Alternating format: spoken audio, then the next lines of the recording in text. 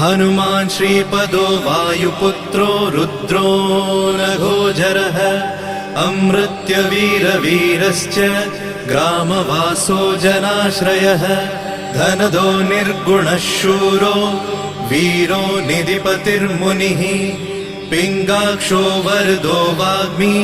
सीताशोकविनाशकः शिवः शर्वत्परो व्यक्तो व्यक्तो धराधरः पिङ्गकेशः पिङ्गरोमा श्रुतिगम्यः सनातनः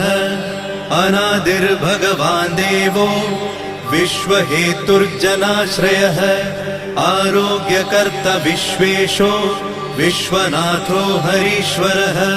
भर्गो रामो रामभक्तः कल्याणप्रकृतिस्थिरः विश्वम्भरो विश्वमूर्तिर्विश्वाकारश्च विश्वपः विश्वात्मा विश्वसेव्योऽथ विश्वो विश्वहरो रविः विश्वचेष्टो विश्वगम्यो विश्वध्येयः कलाधरः प्लवङ्गमः कपिश्रेष्ठो ज्येष्ठो विद्यावनेचरः बालो वृद्धो युवा